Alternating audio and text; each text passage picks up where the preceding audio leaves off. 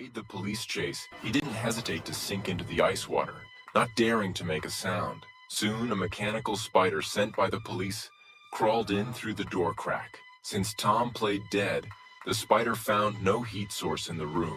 But just as it was about to leave, Tom's lung capacity reached its limit. He couldn't hold back and released a bubble. Just that tiny bit of sound was picked up by the spider. Then it returned and called in a large number of companions. Following the sound's location, they climbed onto the bathtub and used electric shocks to force Tom out of the water. Facing the high-voltage shocks from these dozens of spiders, Tom had no way to escape. To stay alive, Tom had to cooperate with them and voluntarily remove the gauze from his eyes. The spiders then scanned his eyeballs and transmitted his identity information back to the police station. But after comparison, the police found that Tom wasn't the wanted criminal, so they withdrew with the spiders. It turned out that an hour earlier, Tom had undergone eye replacement surgery, which allowed him to successfully fool the police. However, just yesterday, Tom had been a police officer who had arrested countless criminals, but not because he had outstanding investigative abilities. It was all thanks to these 3 women lying in nutrient fluid. They could foresee the future and were called precogs.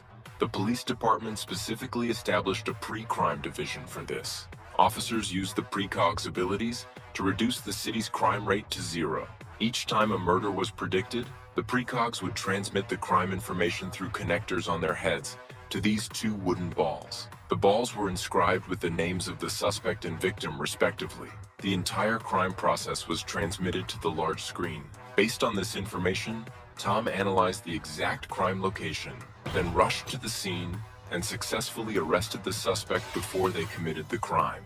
But this practice also drew public criticism, because some suspects only had criminal tendencies but hadn't yet completed the murder, yet they were thrown into prison. To stabilize public sentiment, the Justice Department sent an agent to investigate the pre-crime division.